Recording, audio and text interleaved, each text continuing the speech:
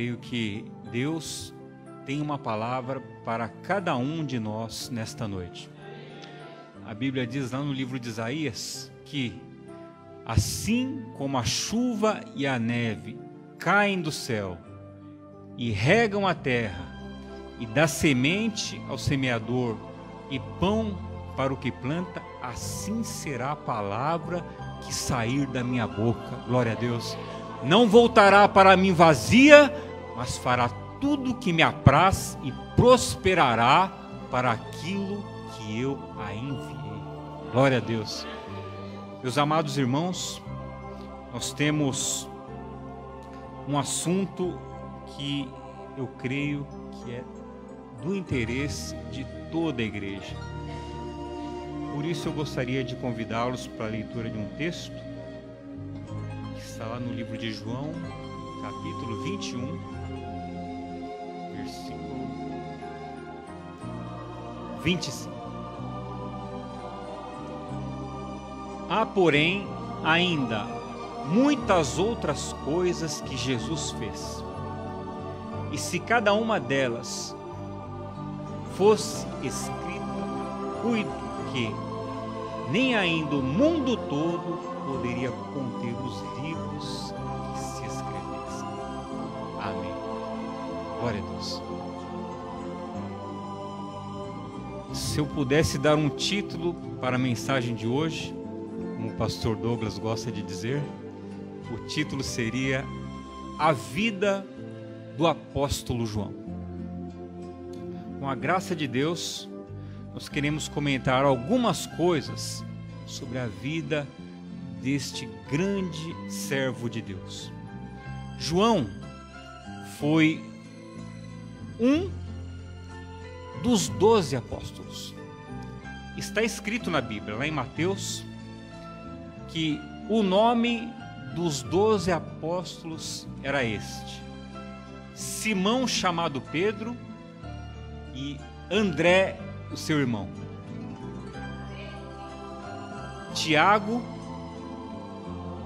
filho de Zebedeu, e João, o seu irmão. E Mateus continua fazendo a citação de todos os outros apóstolos até chegar em Judas Iscariotes, que foi aquele que o traiu. Então nós vemos aí que João, primeiro, era um dos 12 discípulos. Segundo, João tinha um apelido. Ele era chamado de servo de quem Jesus amava, ou discípulo a quem Jesus amava. E nós vemos essa descrição em alguns trechos, né? Por exemplo, no momento da Santa Ceia. Diz a Bíblia que o discípulo a quem Jesus amava estava reclinado no peito de Jesus. E Pedro fez um sinal para ele, para que ele dissesse quem era aquele que havia de o trair. E Jesus então disse: aquele que mete comigo a mão no prato, este haverá de me trair. E naquele momento, Judas põe a mão no prato. Mas não somente nesse evento. Na crucificação, João também é chamado de discípulo a quem Jesus amava. Porque a Bíblia diz que Jesus, olhando da cruz para o chão, viu sua mãe, estava presente também o discípulo a quem ele amava. Então Jesus, ou melhor, João, é este discípulo. E por que motivo Jesus amava João? Provavelmente pela proximidade espiritual, porque João estava sempre perto do Senhor Jesus. E João também participou dos eventos mais importantes do ministério do Senhor, como por exemplo a transfiguração. A transfiguração é descrita lá no livro de Mateus, no capítulo 17. E o que é transfigurar-se? Transfigurar-se significa mudar de figura ou mudar de forma. E foi justamente isto que aconteceu. Porque Jesus, diz a Bíblia, tomou consigo 3 dos seus discípulos: Pedro, Tiago e João, e os levou a um monte muito alto. E ali Jesus transfigurou-se diante deles. E diz a Bíblia que o seu rosto brilhava como o sol e as suas vestes se tornaram brancas. E apareceu então Elias e Moisés, que falavam com ele. E Pedro, vendo aquilo, tomou a palavra e disse: Mestre, bom é estarmos aqui. Se tu queres, eu farei aqui 3 tendas, uma para ti, uma para Elias e outra para Moisés. Estando ele ainda a falar, diz a Bíblia que uma nuvem luminosa os cobriu e ouviu-se uma voz: Este é meu filho amado, em quem eu tenho me comprazido, escutai-o. E naquele momento os discípulos caíram no chão atemorizados. Mas Jesus os tocou e disse: Não temas. Quando eles voltaram, eles viram somente a Jesus. E este evento da transfiguração é um evento muito importante. Por que motivo Jesus transfigurou-se diante deles? Primeiro, porque Jesus queria mostrar para os discípulos um pouco daquela glória que ele tinha antes de ter vindo ao mundo, aquela forma original. Porque Jesus era homem, mas Jesus também era Deus. Nós vemos vários textos na Bíblia que mostram isso. Jesus, como homem, por exemplo, nasceu humilde em uma manjedoura, junto com os animais. Mas como Deus, diz a Bíblia, que por ocasião do seu nascimento, um coral de anjos se coloca no céu, eles começam a cantar aquele cântico maravilhoso: glória a Deus nas alturas, paz na terra e boa vontade para com os homens. Glória a Deus. Sim, Jesus como homem nasce humilde, mas como Deus, o coral de anjos começa a adorá-lo. E os discípulos estavam acostumados a ver Jesus como homem, mas ele quis mostrar na transfiguração um pouco daquela glória divina que ele também tinha. E por quê? Porque a igreja haveria de passar por momentos muito difíceis. Jesus seria preso, Jesus seria crucificado, Jesus haveria de morrer. E depois disso, a igreja iria passar por uma grande tribulação. O imperador, na época, era Tibério, mas depois dele veio Nero. Nero colocou fogo em Roma e depois culpou os cristãos. Isso foi motivo para dizimar a igreja. Então Jesus já estava preparando os discípulos para as coisas que haveriam de vir. E João, como o discípulo a quem Jesus amava, estava presente neste momento. João estava presente na Santa Ceia, ou na última ceia, que foi instaurada para lembrar da morte do Senhor. E após o Senhor ter morrido e ressuscitado, ao terceiro dia, João então escreve o seu evangelho. Interessante, meus irmãos, que o evangelho de João não é considerado um evangelho sinótico. Evangelhos sinóticos são os três primeiros: Mateus, Marcos e Lucas. E o que significa sinótico? Sinótico significa que eles têm as mesmas características. Até as histórias são narradas na mesma sequência. E a vida e obra do Senhor Jesus é tão importante, tão crucial, tão relevante, que foram necessários 4 discípulos para narrar todas as coisas que eles viram. E alguém pode perguntar: por que 4? Por que tanta gente para narrar os mesmos fatos? Ora, os irmãos estão na minha frente. Vocês estão olhando o que tem atrás de mim. Estão vendo a cortina, o microfone, a projeção. De igual modo, eu olhando para vocês, eu vejo outras coisas que os irmãos não estão vendo. Vocês conseguem entender por que motivo 4 evangelistas, 4 homens de Deus foram necessários para escrever sobre a vida do Senhor? Porque tudo precisaria ser registrado. Eu sei que esse não é um culto para muitos, glórias a Deus. Nós estamos transmitindo a palavra na forma de um estudo, não é na forma de uma pregação e nem na forma de uma narração.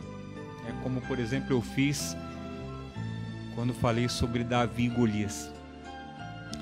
Porém, meus irmãos, são eventos importantes que eu creio que toda igreja precisa e deve conhecer.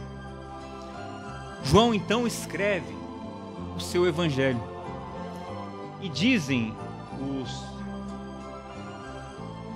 estudiosos que o evangelho de João é o livro mais lido no mundo.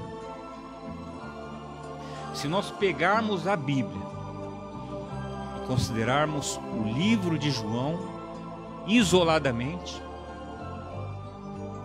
ele é o livro mais lido. Diga-se de passagem, a Bíblia é composta por 66 livros. 39 no Antigo Testamento e 27 no Novo Testamento. O livro de João é tão importante que até nas campanhas de evangelização é costume entregar o Evangelho de João, pela profundidade e pelo conteúdo relevante que ele tem. E João, quando escreveu, ele teve um propósito. Primeiro, ele fala de amor. Um dos pilares do Evangelho de João é o amor.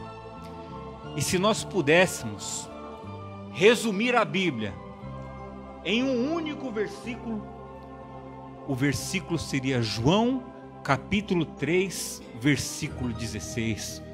Porque Deus amou o mundo de tal maneira que deu seu Filho unigênito, para que todo aquele que nele crê não pereça, mas tenha vida eterna. Glória a Deus. Glória a Deus. Glória a Deus. Glória a Deus. Glória a Deus. João então fala do amor. Em 1 João 4, versículo 7, ele disse: Amados, amemo-nos uns aos outros, porque o amor procede de Deus. E todo aquele que ama é nascido de Deus e conhece a Deus. Quem não ama não conhece a Deus, porque Deus é amor. Glória a Deus, glória a Jesus, glória a Deus. João então escreve as suas 3 epístolas, 1ª, 2ª e 3ª João. E o que é uma epístola? Epístola é uma pequena carta escrita pelos líderes da igreja lá no passado, que eram Paulo, Pedro, Tiago e João. E por que eles escreveram as epístolas? Para explicar a fé genuína. Segundo, para encorajar a igreja e instruí-la, porque a igreja haveria de passar por muitas tribulações. E nas epístolas nós temos a fé primitiva explicada para a igreja. E João então escreve a sua primeira epístola. E nessa primeira epístola de João ele trata de pelo menos 3 assuntos muito importantes. Ele trata do problema do pecado e do perdão, trata do relacionamento entre o cristão e o mundo e trata também do amor ao próximo. Lá em 1 João, capítulo 1, versículo 5, João escreve: o que de Deus nós recebemos, isto também vos entregamos, que Deus é luz e nele não há treva nenhuma.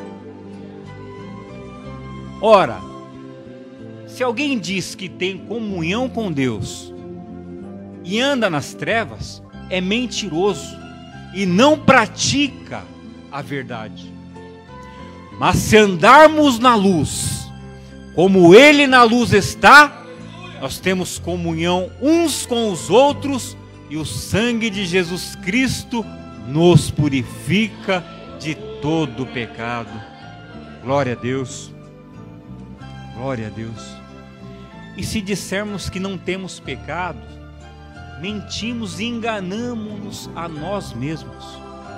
Mas se confessarmos os nossos pecados, Ele é fiel e justo para nos perdoar os pecados e nos purificar de toda injustiça. Glória a Deus. Se entrou alguém aqui nesta noite e você está com o peso do pecado nas suas costas e você pensa: meu Deus, o que foi que eu fiz? Eu pequei. Nós temos uma boa notícia para você nesta noite. E a boa notícia é: se você confessar o seu pecado, o sangue do Senhor Jesus nos purifica e te purifica de todo o pecado. Glória a Deus. Glória a Deus. Mas nesta primeira carta, João ainda trata do relacionamento entre o crente e o mundo.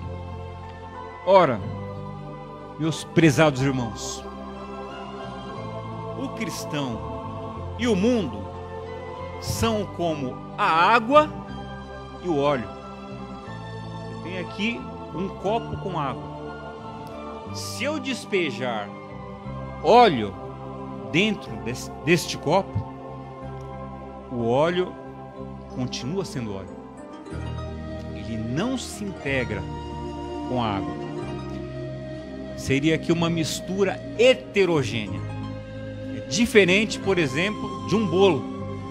Quando nós misturamos a farinha, o ovo, manteiga, o açúcar e batemos na batedeira e colocamos para assar, não é possível mais você extrair o ovo, nem o açúcar, nem a farinha. Por quê? Porque houve ali uma fusão, uma mistura, e agora não dá mais para separar. Mistura homogênea. Mas o crente, o mundo, é uma mistura heterogênea, ou seja, eles não se comunicam. E João, falando deste assunto, lá em 1 João capítulo 2, no versículo 15, ele diz: não ameis o mundo, e nem o que no mundo há. Se alguém amar o mundo, o amor do Pai não está nele. Porque tudo que há no mundo, a concupiscência dos olhos, concupiscência da carne e soberba da vida, que não é do Pai, mas é do mundo. E o mundo passa, e a sua concupiscência também passa. Mas quem faz a vontade de Deus, permanece para sempre. Glória a Deus. Meus prezados irmãos, quando a Bíblia diz que nós não devemos amar o mundo, a Bíblia fala dos entretenimentos humanos, que a igreja não deve participar. Nós podemos citar aqui, por exemplo, cinema, teatro e muitas outras coisas. A Bíblia fala sobre vestimentas. O mundo se veste de uma forma, a igreja se veste de uma outra forma. Então nós não podemos tomar a forma do mundo. Paulo, lá em Romanos, no capítulo 12, ele diz: e não vos conformeis com este mundo, mas transformai-vos pela renovação do vosso entendimento. O que é conformar-se? É tomar a forma, ser parecido, né, com o mundo. Eu me lembro de um dos santos e maravilhosos conselhos do Senhor Jesus. Ele disse: lembrai-vos da mulher de Ló. Glória a Deus. Existem tantas mulheres na Bíblia, meus prezados irmãos. Ele poderia dizer: lembrai-vos de Ruth, uma grande mulher. Lembrai-vos de Débora. Lembrai-vos de Sara. Mas ele disse: lembrai-vos da mulher de Ló. Mas por que motivo? Ora, Ló tinha sua esposa e 3 filhas. Eles moravam na cidade de Sodoma. Sodoma e Gomorra eram chamadas das cidades impenitentes, que era tão grande o pecado daquele povo que Deus disse: eu vou destruir com fogo e enxofre. Mas Deus não podia destruir. Por quê? Porque na cidade havia um justo, que era Ló. E a Bíblia diz que Ló sentava na porta da cidade e todos os dias afligia sua alma pelo que via e ouvia naquela cidade. Deus então manda 2 anjos e chama Ló para sair. Mas Ló estava ali preocupado, arrumando as coisas. O anjo disse: saia, apressa-te, escapa-te por tua vida. E eles saíram então da cidade, e o anjo disse: não olhes para trás. E Quando eles saíram, diz a Bíblia, choveu fogo e enxofre. E quando a cidade estava sendo destruída, a mulher de Ló olhou para trás. E naquele momento, ela foi convertida em uma estátua de sal. E se vocês forem para a Palestina, existe um rochedo que tem a forma de uma pessoa. Eles dizem, essa daí é a mulher de Ló, que foi convertida em uma estátua de sal. Mas por que ela se transformou em uma estátua de sal? Porque o coração da mulher de Ló ainda estava em Sodoma e Gomorra. Ela amava as coisas que se praticavam naquela cidade. E é por isso que Jesus diz, lembrai-vos da mulher de Ló, porque é isto que vai acontecer com todos aqueles que amam as coisas que se praticam neste mundo. Não ameis o mundo, disse João, e nem o que no mundo há. Glória a Deus. Quem amar o mundo, o amor do Pai não está nele. Glória a Deus. Sim, João, na sua primeira epístola, ele fala do problema do pecado e do perdão. Segundo, ele fala do relacionamento entre o crente e o mundo. Em terceiro lugar, ele fala de um tema muito difícil. Ele fala do amor. João diz: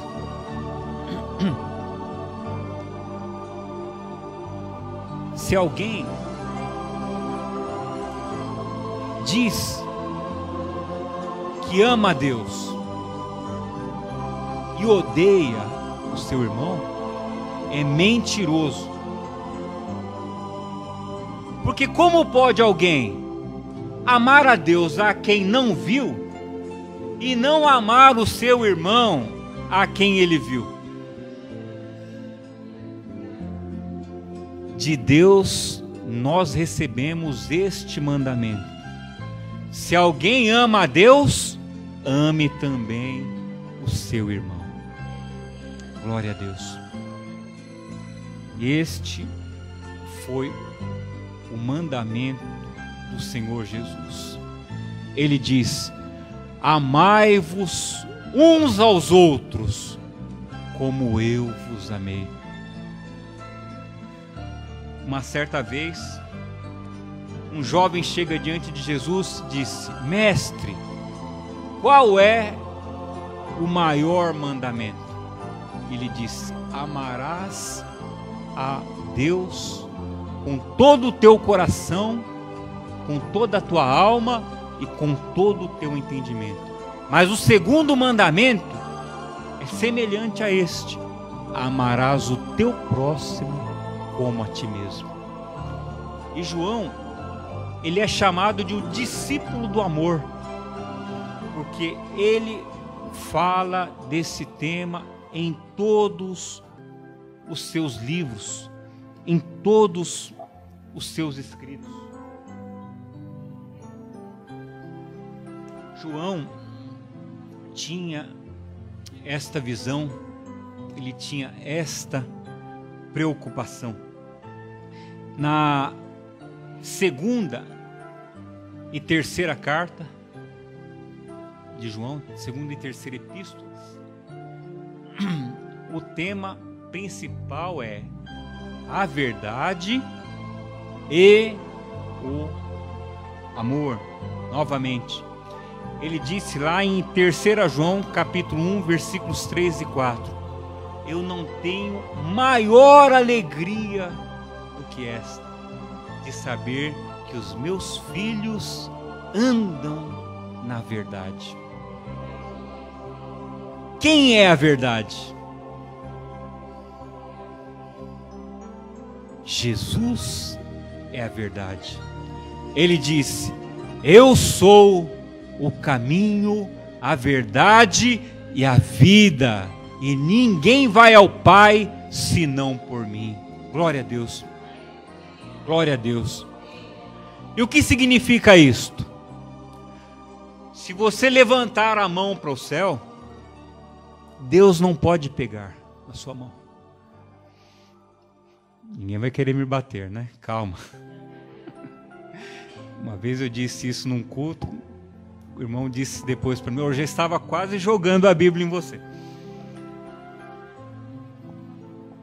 O que eu quero dizer é que o homem é pecador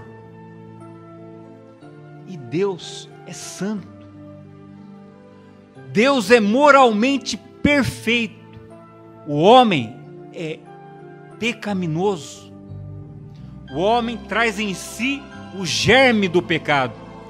O salmista, lá no Salmo 51, disse: eis que em iniquidade fui formado, e em pecado me concebeu a minha mãe. Isso quer dizer que já no nascimento o homem traz em si o germe do pecado.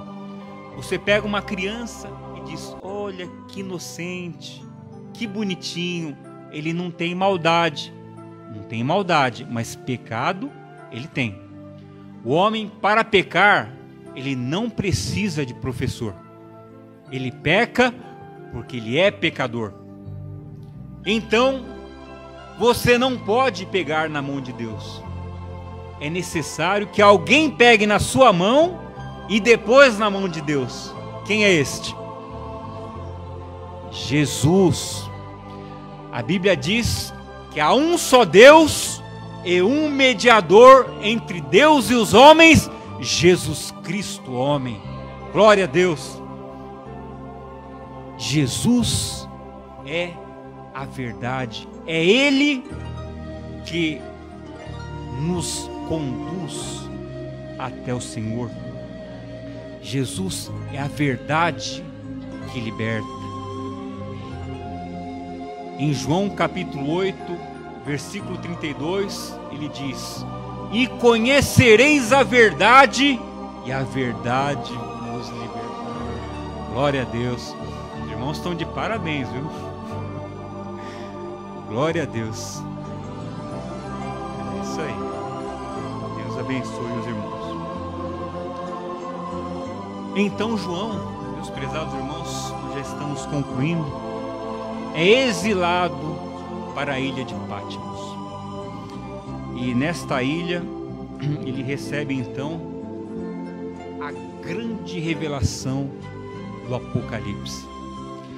Eu não sei porque em português deram este nome para o livro, porque em outras línguas, por exemplo, no inglês, é Revelation, quer dizer, revelação. Apocalipse significa revelação. E João então recebe a revelação do que haveria de acontecer nos últimos dias da igreja, que eu creio são os que nós estamos vivendo hoje. Mas uma peculiaridade do livro de Apocalipse é que neste livro o Senhor Jesus se revela para João do jeito que ele é, de uma forma gloriosa. Se nós lermos Apocalipse, no capítulo 1, João começa a descrever aquela visão maravilhosa que ele teve. E então ele diz que ouviu uma voz, e a voz dizia: João, o que vês, escreve num livro. E diz a Bíblia: eu virei para ver quem falava comigo, e vi 7 castiçais de ouro, e no meio dos 7 castiçais um semelhante ao Filho do Homem, vestido com uma veste comprida que ia até o chão. A sua cabeça e o seu cabelo eram como a lã branca, como a neve. Os seus olhos eram como chamas de fogo. Os seus pés como latão reluzente. E a sua voz como a voz de muitas águas. Ele tinha na sua destra 7 estrelas. E da sua boca saiu uma espada de 2 fios. E o seu rosto brilhava como o sol, quando este resplandece na sua força. E eu, vendo isto, caí como morto aos seus pés. Mas ele colocou sobre mim a sua destra e disse: não temas, eu sou o primeiro e o último. Eu sou o que vivo.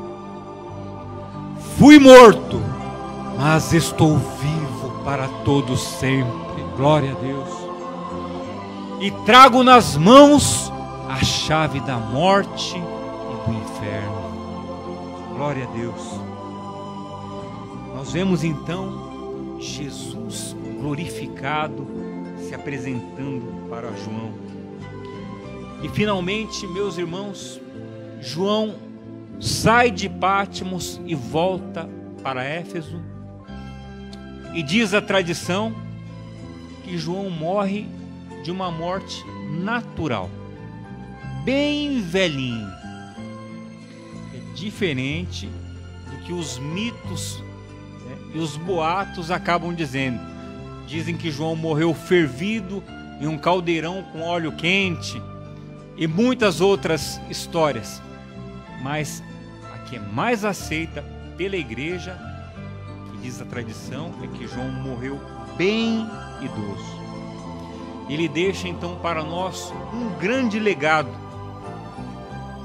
a importância de viver em verdade e o verdadeiro entendimento do caráter de Deus. São os tesouros e os escritos que João, o discípulo a quem Jesus amava, nos deixou. Glória a Deus. Glória a Deus. Eu agradeço a Deus por esta rica oportunidade. Espero que os irmãos tenham aprendido um pouquinho, né, sobre a vida do apóstolo João. Que Deus possa falar mais profundamente no coração dos irmãos e que Deus abençoe a semana de todos nós. Pastor Douglas no início disse que eu estou elegante, mas eu queria dizer que vocês estão muito elegantes também. Vocês estão de parabéns. Glória a Deus. Deus abençoe a igreja.